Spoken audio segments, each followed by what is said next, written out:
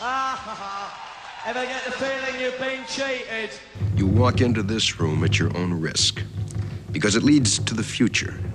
Not a future that will be, but one that might be. This is not a new world. It is simply an extension of what began in the old one. It has patterned itself after every dictator who has ever planted the ripping imprint of a boot on the pages of history since the beginning of time. It has refinements, technological advances, and a more sophisticated approach to the destruction of human freedom. But like every one of the superstates that preceded it, it has one iron rule. Logic is an enemy and truth is a menace. The civil rights dream of the 60s has become a woke nightmare. The education system no longer educates but indoctrinates. Hollywood pushes propaganda.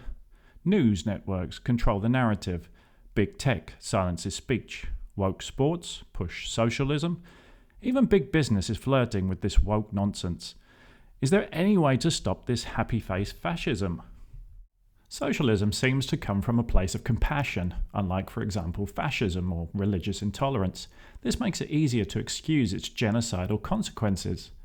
Socialism seems to offer equality, but what they very often end up delivering is that everybody becomes equally poor. Although capitalism is pulling people out of poverty at a greater rate than at any time in history, the disparity that it creates also causes a greater divide between rich and poor. This often leads to resentment. When you try to enforce fairness on societies, history shows us that it doesn't end well, no matter how noble the idea sounds. I practice socialist ideas in my own family unit, even verging on communists, but would never dream of using those principles on a larger societal scale.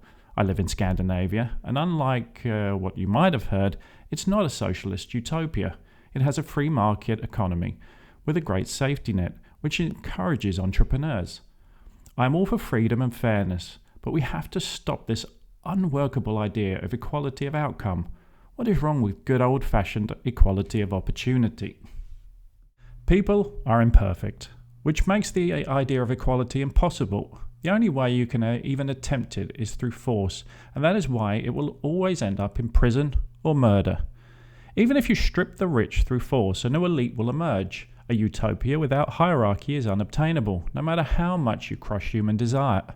History has shown that socialist communist societies do not produce equality, far from it, so you replace one unequal society for another, but also have the added bonus of starving to death. Today's socialism is intertwined with cultural Marxism. This pushes political correctness, privilege, third-wave feminism, anti-capitalism, anti-Islamophobia, and identity politics onto a weary population. The only positive is that if socialism does achieve its goals, central planning will always fail under the weight of its own inconsistencies. Unfortunately, we may have to endure unimaginable suffering before its collapse. Imagine there's no heaven. It's easy if you try. Will you shut up? Will you? Will you please shut up? Will you shut up? Imagine is possibly the most irritating song of the 20th century.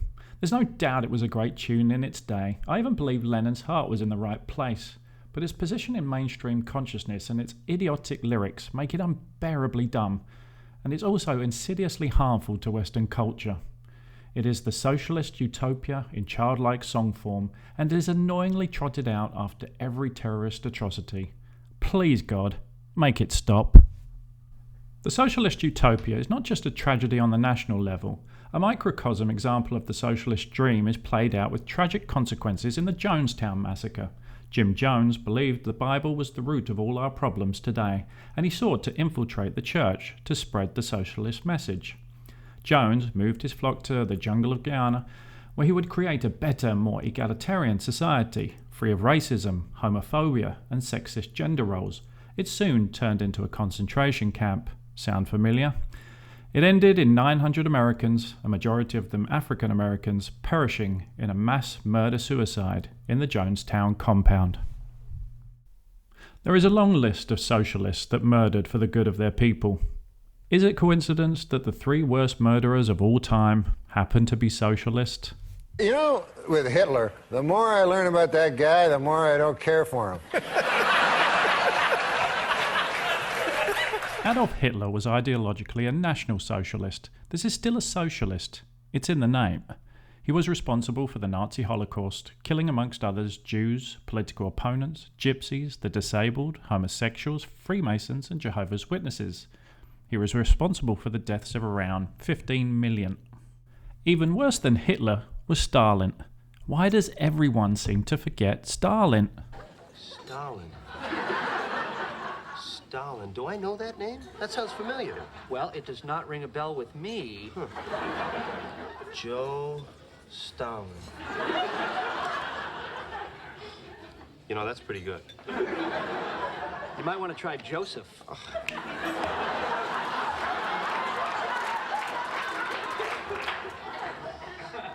Joseph Stalin. I think you'd remember that. Oh, yes.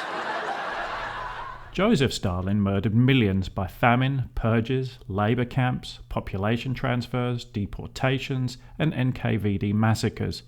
Now, he is responsible for around 17 million deaths. But the greatest mass murderer of them all was Mao Zedong.